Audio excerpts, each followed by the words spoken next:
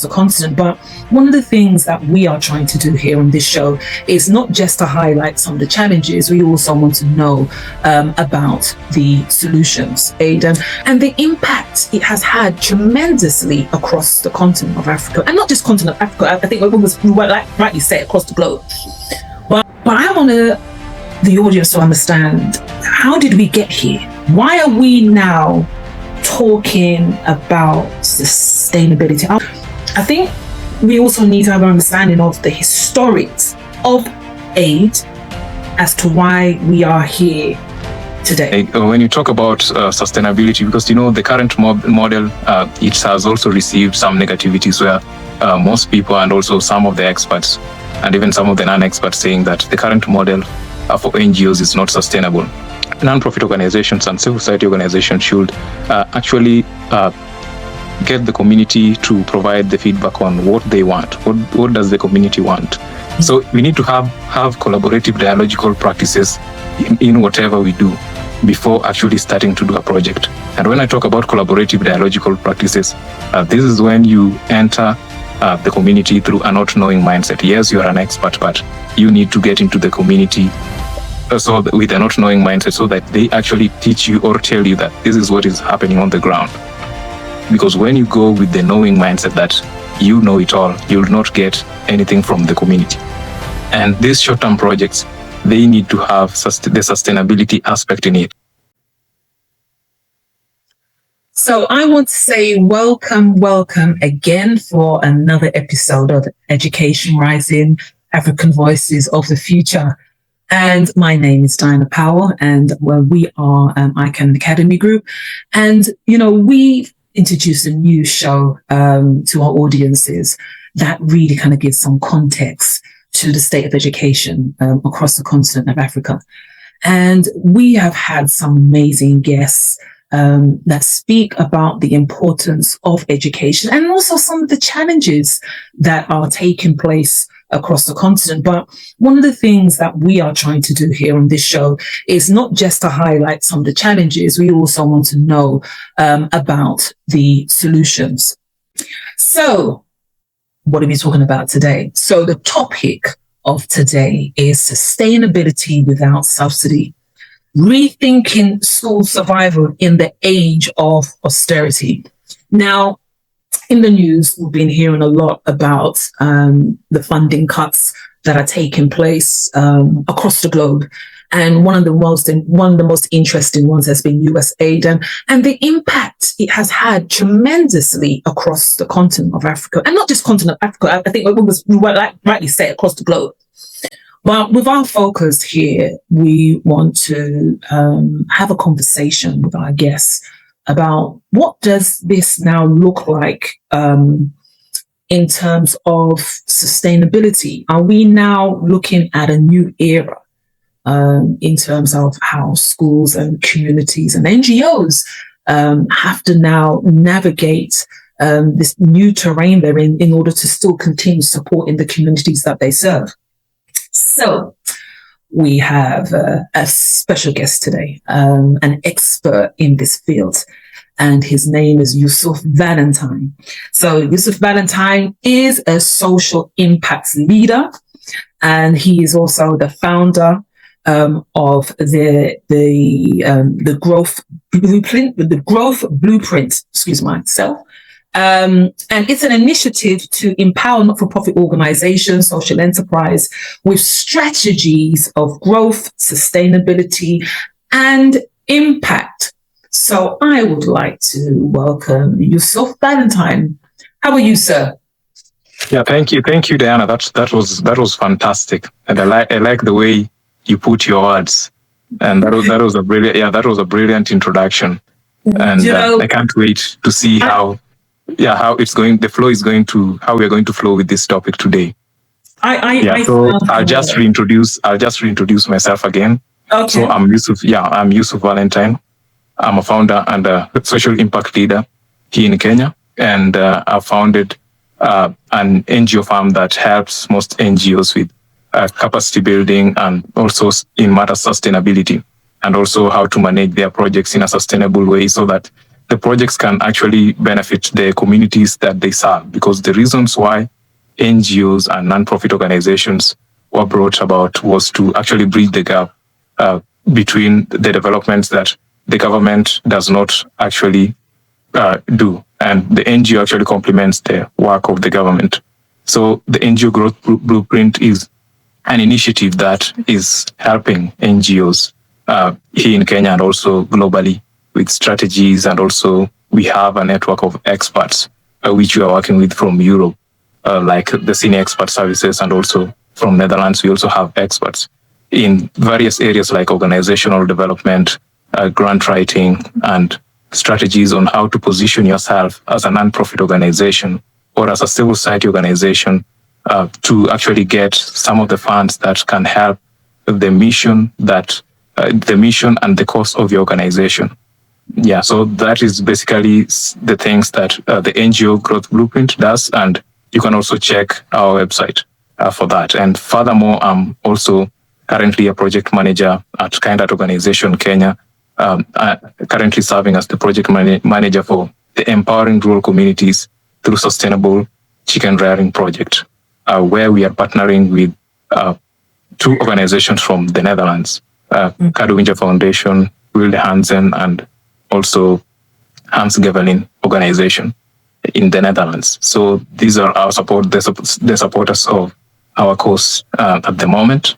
And still, we are also getting much more interest in the project that we are doing, because the project is on empowering women through food security, and also the women can also have dignity and self-esteem in the society. And so this is not just a project. We have already made it to be a brand. So when you hear about empowering rural communities through Sustainable Chicken Rearing Project, this is a project that has already gotten interest even from like the governments of Germany, where some of them also want to partner with us, because our projects are rooted into community ownership. Because when you talk about sustainability, sustainability starts with community ownership. When you let the community to be at the heart of the project, and you let the community to supervise and also own the project, sustainability becomes a reality, and it does not become a distant story. So back to you, Diana. I can talk the whole day, but I know you have run out of questions. No. Thank you for that, Yusuf. Yeah. What I wanted to, before we dive right into looking at the question of sustainability, and thank you for giving some fantastic examples of the work that you do and the organizations that you represent. But I want the audience to understand how did we get here? Why are we now talking about sustainability? I want us to have the audience a better understanding of the context of aid and what that means and represents. And I'm not going to say the whole continent. I will say to countries, and you can give examples where you need to give example of that, because I think we also need to have an understanding of the historics of aid as to why we are here today. So if you can kind of just walk us through that. Yeah, when you talk about sustainability, because the current model, it has also received some negativities where most people and also some of the experts and even some of the non-experts saying that the current model for NGOs is not sustainable. But I think the current model can be made much more sustainable with policy shifts and policy changes, but also policies take a long time for them to be implemented. And currently, I think the best situation that non-profit organizations and civil society organizations can do in terms of sustainability is that the non-profit organizations and civil society organizations should actually get the community to provide the feedback on what they want. What does the community want? And after knowing what the community wants, you will then align that with the mission and vision of the donor organization or the partner organization that you want to partner with as a non-profit organization or as an institution, because also you have to also consider aligning your vision and goal, and also what the community says with what the partner organization also wants. And when you talk about projects, like earlier on, why people are saying that this current model is not sustainable, you'll find that we have maybe a short-term project. And that short-term project, the non-profit organization or the institution did not include the target beneficiaries into the conversation. Mm-hmm. So we need to have collaborative dialogical practices in whatever we do before actually starting to do a project. And when I talk about collaborative dialogical practices, this is when you enter the community through a not knowing mindset. Yes, you are an expert, but you need to get into the community with a not knowing mindset so that they actually teach you or tell you that this is what is happening on the ground. Because when you go with the knowing mindset that you know it all, you will not get anything from the community. Yeah, so after getting the constructive feedback from the community is when we can now also align it with the NGO procedures and also the partner organization procedures when we are preparing such projects. And I always say when you're doing maybe a short-term project or a pilot project is a project that it maybe is running less than 12 months. And these short-term projects, they need to have the sustainability aspect in it. Because after the project, is the project going to still be running, or is the project going to end with the aid that you have been provided with? So aid is not a bad thing, but if you actually use it in a constructive way and you say that this project, in terms of sustainability, for example, we are doing maybe a chicken rearing project and it is being supported for around 12 months. So you will integrate some of the sustainability aspects in it, like financial literacy and also business education on how to maybe keep your records and how to also get linkage to the markets. What are the markets that are around? And is this economic activity very much sustainable? And is it on demand? Or is it maybe supply? Or is it maybe not on demand? So these are the things that you also need to look at in terms of the sustainability aspects. And also, when you talk about this chicken rearing project that I'm telling you about, is the profits going to be massive to the point that they can actually continue the project? Because when you talk about revenue generating activities, they need to be activities that will help the community to still run the project once the project has ended, maybe after 6 months or maybe after 12 months, because those are the pilot projects. But when we also talk about long-term projects, they need to still have the sustainability aspect in it, and is also the target audience, including different age groups. Do we have youths? Do we have youths in the project? Do we have the elderly people in the project? And also, do we have the middle-aged people in the project? And what is the gender aspect in the project? Maybe most of the people, you can say maybe this project is going to empower women. You'll find that this project is going to empower women and youth, and the ratio of women to maybe men can be in the ratio of 2:1. So those are some of the examples that you can always put in, like the projects, because when you talk about European partner organizations, they love gender inequality, the thematic areas of gender inequality, and also the global challenge on poverty and inequality. So these are some of the areas that I always like to talk about, because when you talk about poverty and inequality, it cuts across. When you talk about wars, these are some of the things that compound the negativities of poverty and inequality. And also with the funding budgets are also being cut. And that's why people are saying that aid is no longer the way to go. But we still have organizations, many organizations in Europe that can do the work that USAID was actually doing. That is what most people don't know. And also the trust in the non-profit world has also been broken. People are still generous, but the trust is not there. And how do you reestablish this trust. Yeah, I think that is the strategies for actually operating the non-profit sector can actually work, but they should be based on trust, because trust is the key thing. Nobody is going to fund a project if he or she does not feel that human connection with the people that he or she is relating with. So that is one of the aspects that most people don't always talk about. And sustainability also begins with those human interactions. Because the aids that we are talking about right now, yes, we are also having the corporate sustainability, the CSR, where NGOs are also partnering with companies. And as you'll see, some big organizations, some big NGOs have resorted to this, to CSR and corporate social responsibility. And I think it's a good approach in terms of also acquiring funds and also running the organization and also supporting the causes of the people. So these are some of the things that also NGOs can include in terms of diversity of acquiring funds.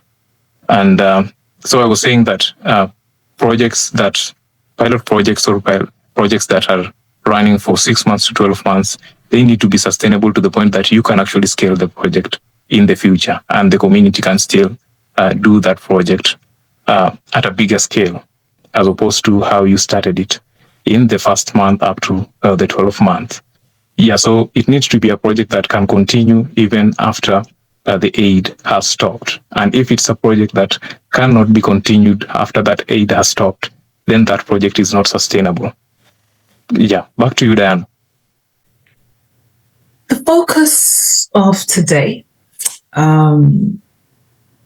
is sustainability. However, I want to now thank you for laying that foundation, laying the table, because it's important for those who are listening to have an understanding of why we're talking about sustainability in the way we are talking about it. So when it comes to schools and education, one of the things that for IKAN Academy Group, one of our core mission is to find solutions to close some of the challenges, the disparities in education. And a lot of it is to do with low-income communities and poverty and so many other things that comes into the equation. So when we are now looking at sustainability and schools, now, I want you to give a little context, please. Now, what is happening? Yeah. Schools are in the community as well. So what kind of challenges are schools having now when we're talking about sustainability and this current economic situation that's affecting communities right across the board? What are we looking at now in relation to schools?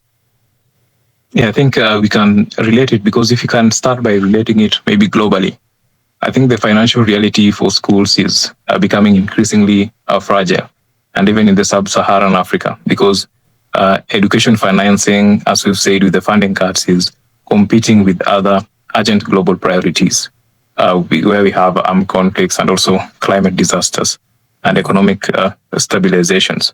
And these are some of the global challenges that is affecting schools, the funding for schools worldwide. And I think a particular important shift today is also that many governments are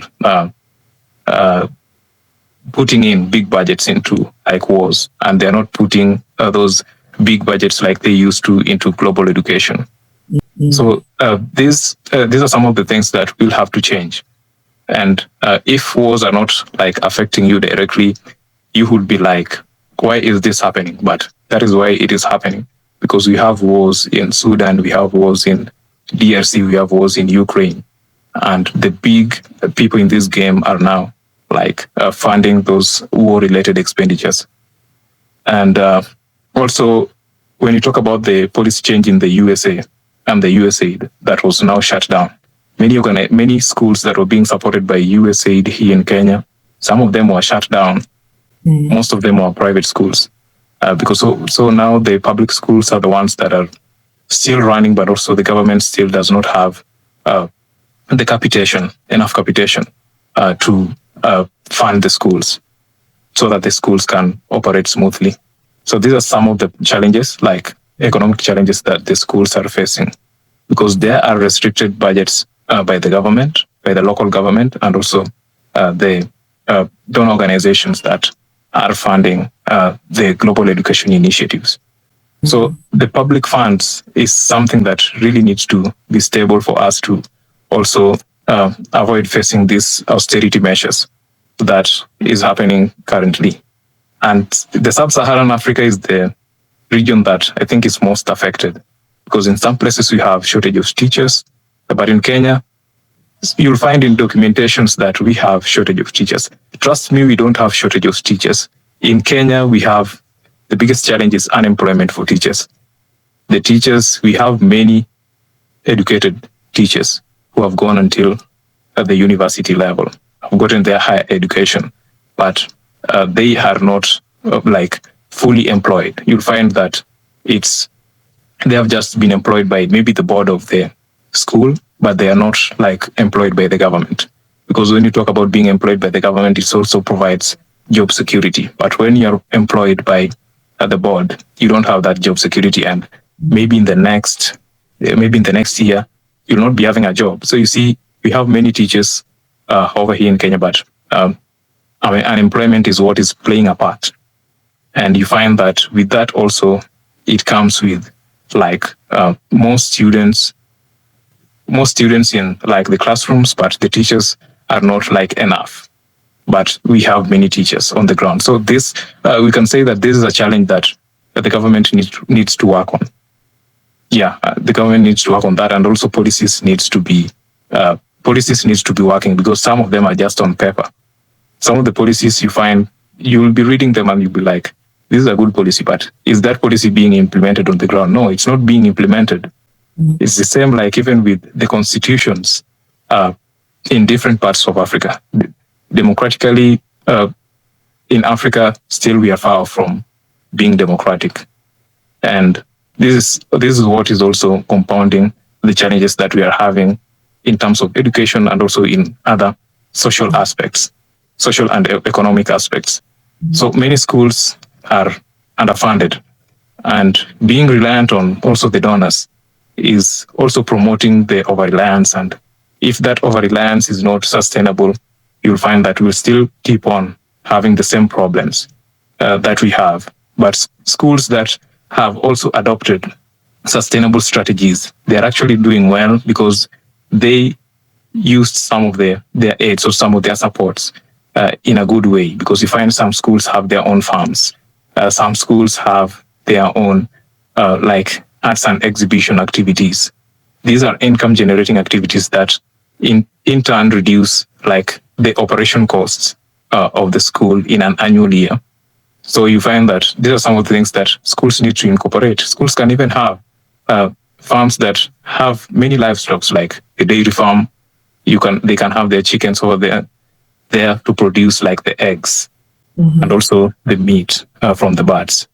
And also they can also plant their vegetables. And also this needs lands.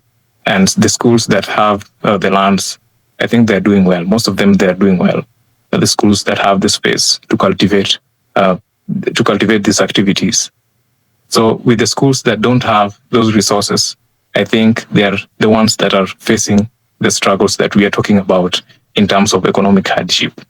Yeah, so as a result of that, I think good planning and also policies needs to be working, not just policies that are put on paper. So you're making a distinction between government schools and private schools. So there are different types of challenges pertaining to in terms of the way these schools are funded, and the way these schools are funded are impacting on the delivery of the service. Yeah. So when we're talking about then private schools, are we talking about profit-making institutions? Even though it's education, but they're a business, because you're talking about business model. Yeah. We're talking about private.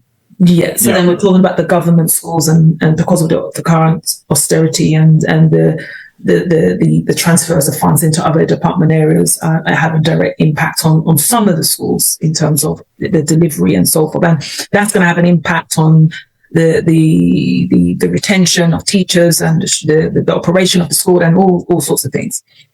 Exactly. So when we start to look at, again, we're talking about sustainability now, and some people are a bit uncomfortable when you start to talk about sustainability, especially for not-for-profits, when you're talking about profit or making money. Sometimes some people don't think it is part of the same sphere. All right. When you're talking about, it's Diana. It's something that was recently changed in the Constitution of Kenya. Okay. 3 years ago or 5 years ago, you are not supposed to mention the word maybe income generating activities for non-profit organizations. Currently, non-profit organizations, they are called public benefit organizations in Kenya, and they are allowed to actually have companies by the side, or maybe some income revenue generating activities maybe hospitality areas. Okay. And also, just things that can be are good in revenue generating. So initially it was not allowed, but right now NGOs are actually allowed to do these activities that can help them to get some revenue, so that they can also finance themselves, and so that their operations can move on smoothly. Because when we talk about just relying on funds alone, most NGOs cannot do it, because when you just rely on funds alone, how are you going to pay the employees? How are you going to retain your employees? Same with schools. When you talk about private schools, they need to have those business activities running in place. And I'm glad that some governments, I don't know the situation in some other countries, but the government of Kenya actually saw that that is something that needs to be worked on, and they should be mentioned the same way. When you mention an NGO, you can associate it with an income generating activity. That is why it was changed to public benefit organizations. But still, you can just also categorize it as a non-governmental organization. So these are some of the changes that also needs to happen in some other countries. I don't know the situation in United Kingdom, but I've been talking with a lot of friends also in LinkedIn and sharing a lot with them. And I think they're also doing the same model. Even in Germany, you find a non-profit organization is affiliated to a company that they are the ones who are running with also other business experts. And in turn, they are supporting their causes and the causes of the people. So these are some of the sustainable aspects of also organizational development. And one should not be afraid to actually mention that together with an NGO, because that is where the future is going. And that is also where corporate social responsibility comes in.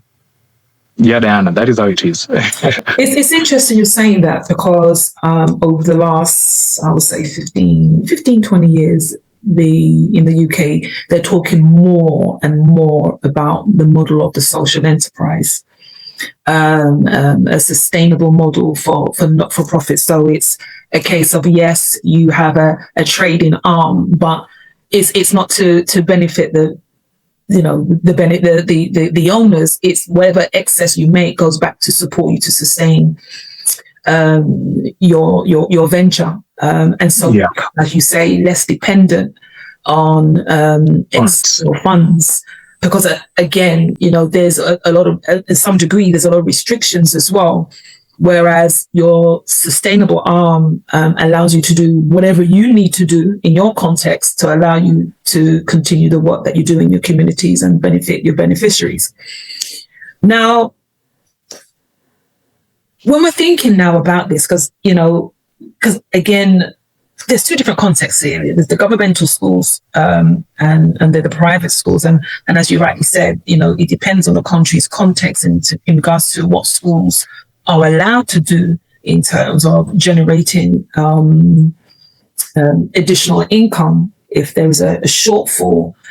So I want to try to see if we can shift a bit more over to government schools. I know you don't have the context for all the countries, but Are there ways perhaps then, because schools are very central to communities? Yeah. The school is part of the community. The community's children go there. The community's, people in the community work in the school and everything else and all the other additional services that support the schools. So are there ways then perhaps that communities can support the school more when we're talking about then helping the schools to survive? Because we're talking about the age of austerity here. There's different components to it, but can we look at this conversation holistically as well, and where the community can get involved?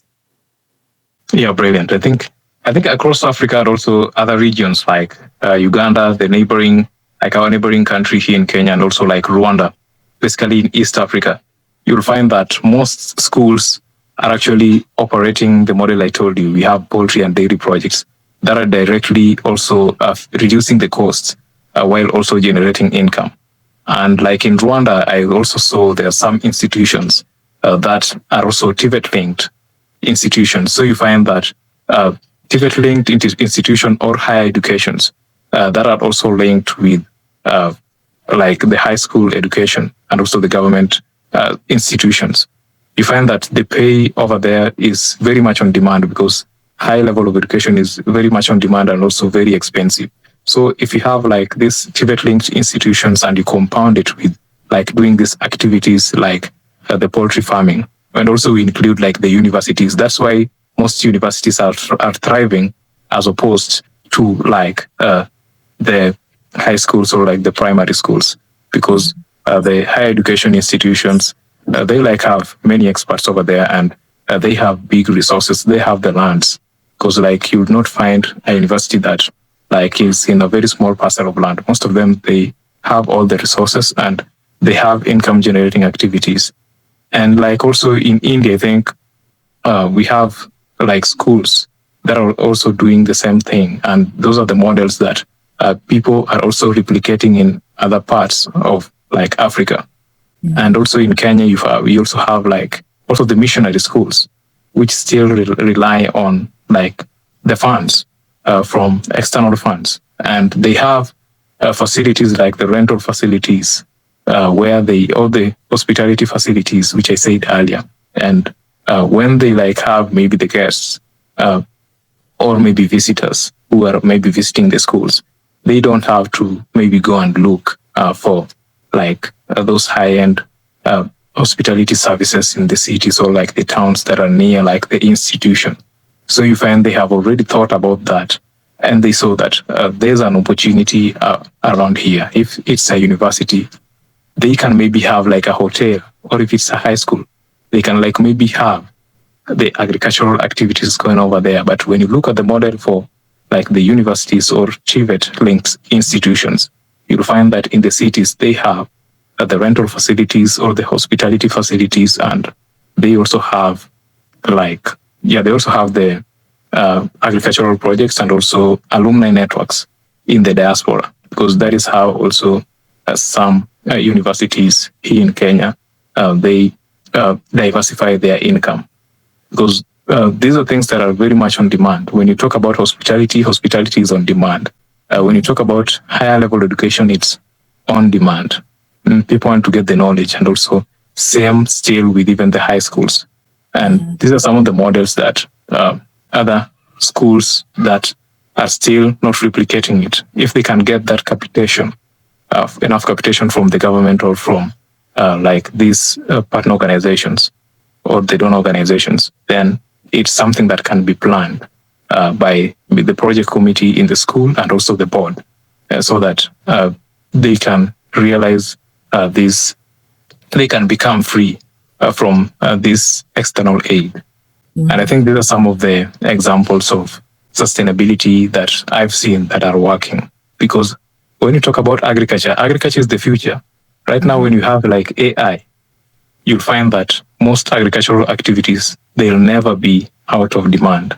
And it's one of the things that schools and institutions can rely on to reduce their inflation costs and also the economic situation in the country and also in the schools. Yeah, so that is what I have on that. You touched on earlier in terms of the work that you do and that you are a growth specialist. This is your area to support communities, to empower. So when we're talking about empowerment, we're talking about shifting mindset now, aren't we, as well? Yeah, because again, this is not just in the African context. This is a context, a mindset shift, a global mindset shift. As we embrace a new era that we're in. So there needs to be a different type of skill set now, isn't there? A different way of thinking about how we're going to grow, how we're going to sustain our organizations. So when we're talking about educational leadership now, taking a step back a bit and looking at the operation, what are the new type, what skill set do leaders now, head teachers, vice principals and so forth, coordinate, what do they now need to be able to even consider some of the suggestions that you put on the table now for their schools? What is it that they need? Remember, we're talking about a shift now in mindset to go towards more sustainable communities. So what is it that's needed now? Yeah, I think that is a brilliant question, Diana. And when you talk about the leadership or the mindset shift that needs to happen, I think we need to leaders in the schools need to move from survival need to move from survival mindset. And when you want to move from the survival mindset to a sustainability aspect, I think school leaders must transition from the aid-seeking behavior into opportunity-driven thinking to also replicate the models that I was talking about. And if you position yourself as a needy institution, it's just the same logic in non-profit organizations. When you position yourself as a needy institution, no one is going to support that cause because people want to support value creators. And even if you try to reason from your perspective, you'll be like, I want to support the value creator. I don't want to support the needy institution. So you're talking about something our audience needs to be familiar with. Value creators. I'm going to pause you there. What do you mean by value creators? Yeah, when you talk about value creators, you can start thinking about the sustainable revenue models that I have indicated. And when you talk about these models, they can be school running agribusiness projects, which I've talked about, the poultry farms and also vocational training centers. And also I've also told you that the universities, they are putting on, they are having the hospitality or rental houses or rental halls, and even the ICT labs where students and even people in the city can go and access the ICT services. And we have also talked about CSR linked partnerships, cooperative social responsibility. And when you replicate it to the social enterprise in the schools, they need to maybe think of the school. Actually, the uniforms are on demand because over here the students wear uniforms. If you're maybe the head teacher of the schools, you need to maybe be having a uniform production units where the parents can also come into the school and purchase from the school, not the parents or the community purchasing the uniforms from other production organizations that are producing the uniforms. And they can also even have, some high schools, they even have the bakeries. So these are some of when you talk about value creating, it's positioning yourself for the opportunity and also identifying these opportunities around you, because the opportunity that can be in the United Kingdom is not the opportunity that can be in Kenya. So you need to, the leaders need to look at some of the opportunities that can work for the school. And this can also in turn help to diversify the income, because when it comes to income, you cannot just also rely on one income like most schools rely on the capitation from the government or the aid fundings. So when we actually, when the leaders actually have this shift from survival or being like a needy institution to being value creators, then you'll find that they will move from beyond cost cutting alone, and they will move into like long-term financial strategy. I'm trying to get into this. We're talking about in some situations people that I'm cutting out the jargon here. I'm talking to a school head that's been in education for say like 15, 20 years plus, very much dependent on the status quo in relation to how schools have been funded, and they've never really had to think about how else they're going to get money into the school to allow it to build their library or help to pay their teachers where the shortfall is from the government or wherever else they're getting from the donors.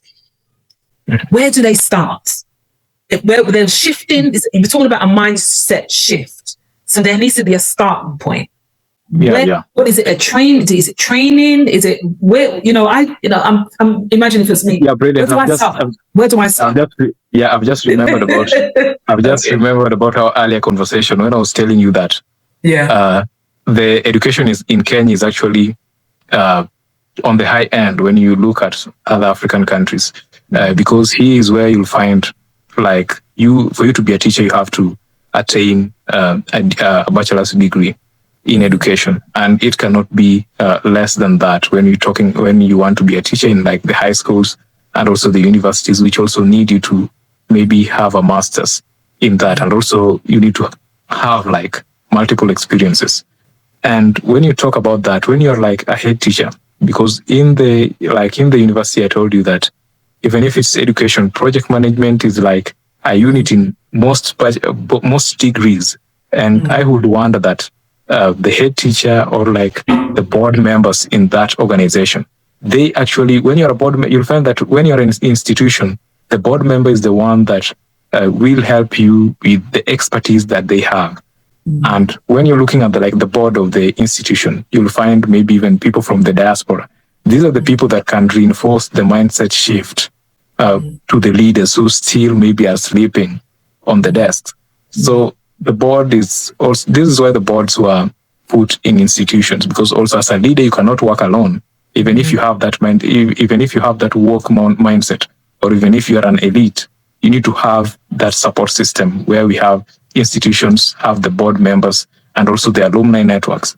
So this is where like the leadership mindset shift from survival to sustainability can start from this collaborative conversations with the board members, the teachers, and also the students who are in the schools. The students also need to know the things that are happening in the school, not just because when you talk about the students, they have their leaders, the leaders of the students. So these are the leaders that they teachers and also the heads of staff and also the heads of teachers and the board members, they can have these meetings, because we have like in any organization, I think we have annual meetings with the board. They meet once in a year, and some of them, they meet even more than once in a year. And you can tell me that there's no one in that room that can have the sustainability aspect that we are talking about, because these are learned people. They don't employ people who are illiterate. And you can maybe say that the problem can be on getting the resources. And I don't think that should be the problem, because they have these networks. They have like the parents. They can organize forums, community forums. If we want to do this project, why not organize the forums to maybe do a fundraising, do a local fundraising to support the cause? And if maybe they can do this and maybe attain a certain threshold, then maybe they'll ask themselves, is there anyone who may want to support our vision? Because also nobody's going to support your vision if you have not started that vision. That is how I think moving from the survival mindset to sustainability begins. So So I'm still sticking to this point. Because you also mentioned about training. I want you to tell you mentioned about project management. So that's a skill set that needs to be developed. What other skill set in this new era that people are going to need to adopt? Yeah, when you talk about the skill sets, project management is a generational skill. I think it's one of the most overlooked skills and the best skills that you can have in any field. And that is one of the reasons why I always value learning the people who have done project management, who have specialized in project management. And it's like a generational course that people are still sleeping on. And also communication skills is also one of the best skills that I think someone in any field can have. Because when you're a leader, you need to know how to communicate your words at the right time, and you need to also know when to stand your ground and not maybe communicate those words. So I think these are the two crucial skills, and also because when you have communication skills, you'll know how to pull people around you who can support that vision, and also you'll know how to organize your team if you have the project management skills, and you'll know how to choose the people who are capable of supporting that cause. Yeah, so it's different when you have those skills. It's different from someone who does not know how to maybe organize those forums, because when you talk about project management, it involves a lot. It can be technical, also it can be theoretical. And when you talk about technical, it can be maybe on organizing, maybe having this organizing activities, maybe like in the apps, and also keeping people in the loop. When you have maybe like board members in like the USA, you don't need to just call them. You can have just an app where you just update the information over there, because you have many apps. You have Agile, Atlassian, we also have Trello and other apps for project management. So if you don't have the skills, sometimes it can be hard to maybe move some of the projects forward, and maybe you'll have to maybe outsource someone. So these are some skills that are necessary for maybe someone in a leadership position to have them. And if we maybe talk about the theoretical aspect, that one I think many leaders should have it. Because when you talk about the theoretical aspect, you need to know, how am I going to build my team, and what are the timelines for achieving this goal? And is the project smart? By smart, I mean, is that project specific? Is it measurable? Is it achievable? And is it trackable? And is it realistic? So these are some of the things that you need to look, because you can have a project that is punching above its weight. And if you don't have that skills, you cannot know. Someone who has that skill and has maybe have the experience is the one who will know that I need to work with this number of people, and this is the kind of resources that I need in order for this project to be a success, or maybe be close to the success that the success of the targets that we want to achieve. Yeah, so Diana, that is what I have for that. Just for those who are tuning in now, this is African Rising, African Voices of the Future, and our guest today is Yusuf Valentine, a social impact leader. We're having a conversation around sustainability without subsidies, rethinking school survival in the age of austerity. As we start to close out today's episode, there's a couple of things I wanted to explore with our guests. There is a saying, no man is an island. And you touched upon the idea of how the community can get involved within the schools and support the schools. But I want to touch on a little bit more about the kind of relationships schools have with each other, perhaps. Cost-saving benefits to that. I don't know if you could talk to that element as well, please, and how that plays a role in this conversation today. Yeah, when you talk about the cost savings aspect, because when you have, it's just like with, I'll have to relate it with the career aspect. If you're in a career and you rely just on your salary, and maybe you don't have a side income, it's the same way with the schools. They need to have those agribusiness activities, or the activities, the opportunistic activities that can bring in income, so that they upset the financial challenges that they have, so that they don't strain their budgets. Because you can see that maybe they can, if you are ahead of institution, that is where you can have those savings. And if you make those savings, it's when maybe you are a vice chancellor of a university, or maybe you're a head teacher of a high school. These savings, by the end of the year, you'll sit down with the board and see that these are the gaps that we have in the school, and how can we make education to be access to quality education, and not just access to education. So the cost-saving activities, I will still refer people back to the models on agribusiness, school-run agribusiness projects, and also the vocational training centers for higher levels of learnings, and also like the hospitality amenities for higher level institutions like the universities. But when you talk about the high schools, I think agribusiness is the best way, keeping the poultry that can reduce the cost of the food budgets, the costs that are put aside for the food. And when you have the poultry, they'll be having the eggs, and you'll not need to maybe go outside to outsource the eggs from different suppliers, but you'll be the one who is actually getting the eggs from your own farm, fresh eggs, and also good meat that you know the state, that you know how you have, that you know the state of like the poultry that you are actually keeping. Because when you also talk about the health aspect, some suppliers, they don't follow the rules and regulations for health. They don't follow the rules and regulations for health. So you find some schools, they get their foods from like areas where the suppliers are not censored, and this in turn also like deteriorates the health of the students, and students also needs to access quality food. And when they can produce these production inputs, like the milk, they can also have like the dairy farms where they can get the milk, because here in Kenya people love tea, and that is what is on the menu of schools. Mm-hmm. So when you can have these dairy farms and you have that tea being produced from your very own farm, you'll find that it will upset the budget. You'll actually have cost savings because of that, because of having your own farm, your own dairy farm. So agribusiness projects, I'm a fan of that.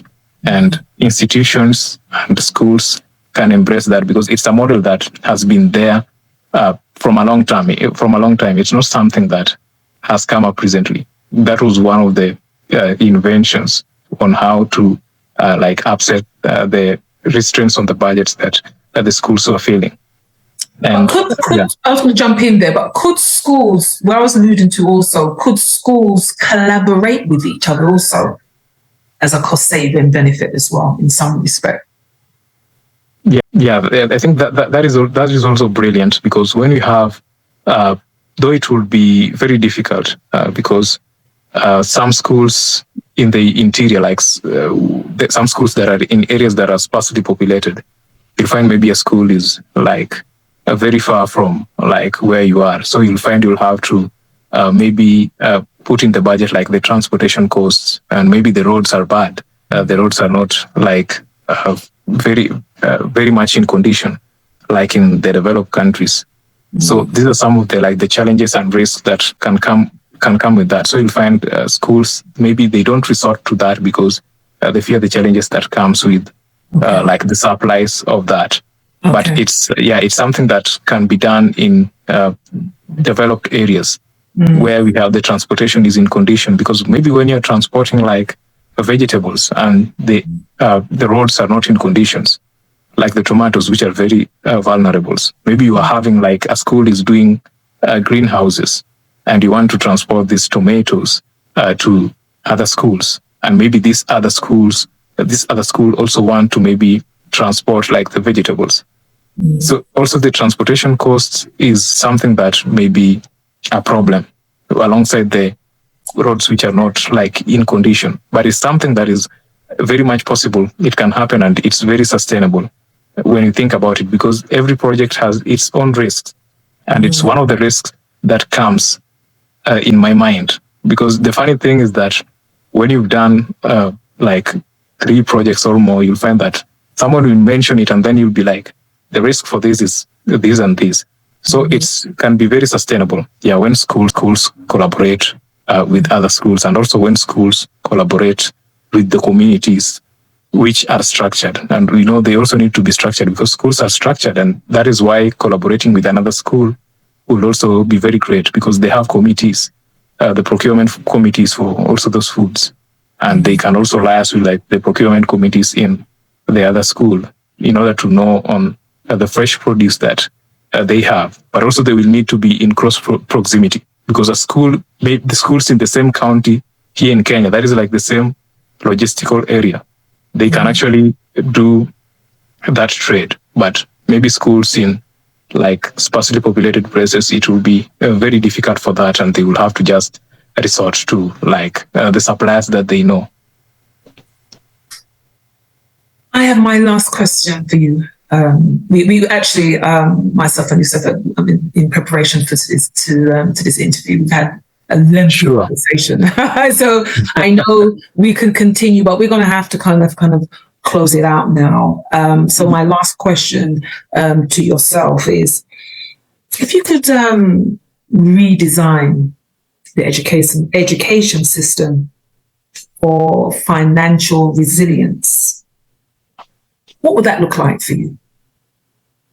Yeah, I think that will be a long-term game, and we will have to include some of the brilliant ideas that you've also mentioned, partnerships with other schools, and also policies for financial independence. And when you talk about financial independence, this can only be strengthened through strategic partnerships and enabling policies that are not just written on paper, but policies that are working.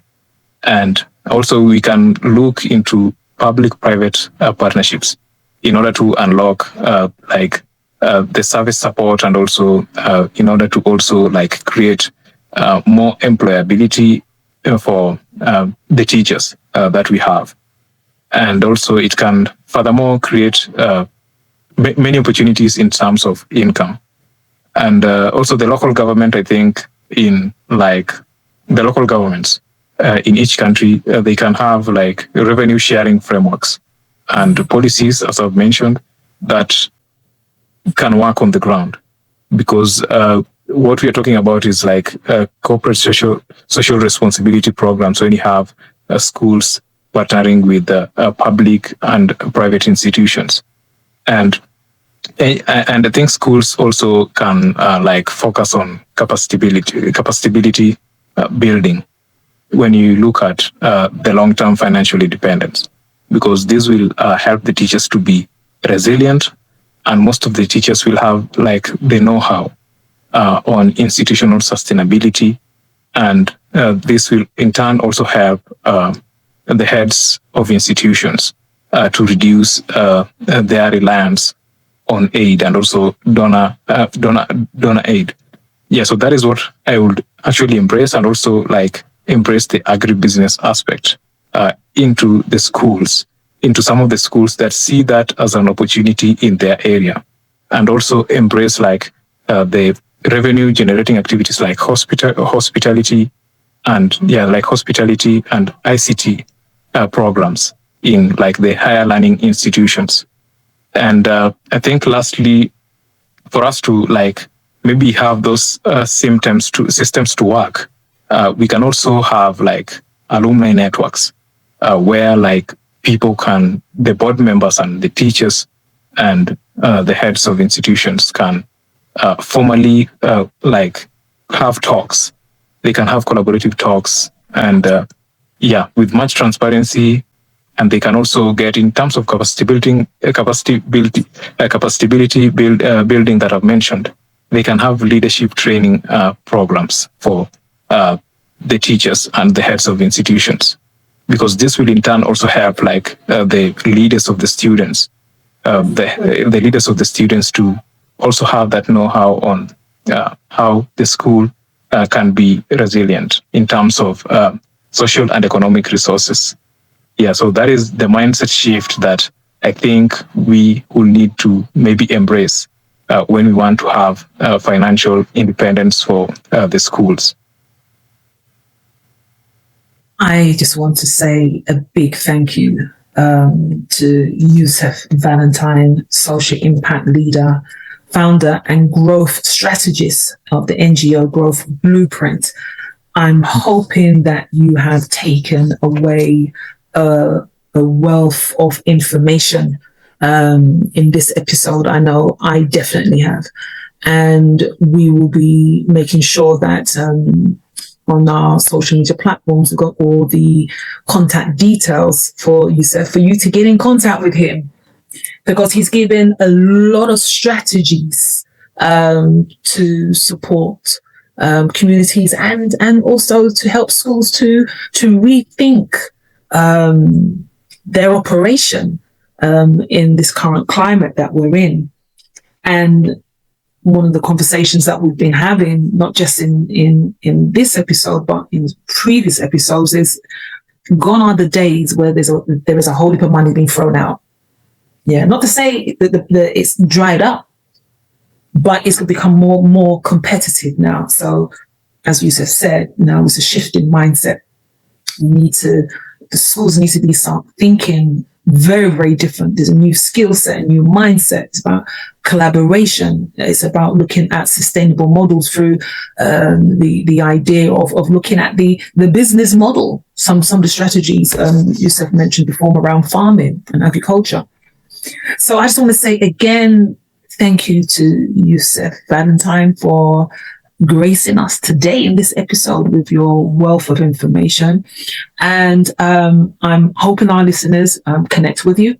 So as we close out this episode of African Rising, African Voices for the Future, and I hope that you share this information around. The recording is going to be on all our social media platforms. My name is Diana Powell, and this is IKAN Academy, and I'll see you in the next episode. Take care. Bye. So I am assuming by the time you get to this part of the show that you really did enjoy today's episode. And if you have, please comment, please like, please share. We really do need your support. So until the next episode, take care. Bye.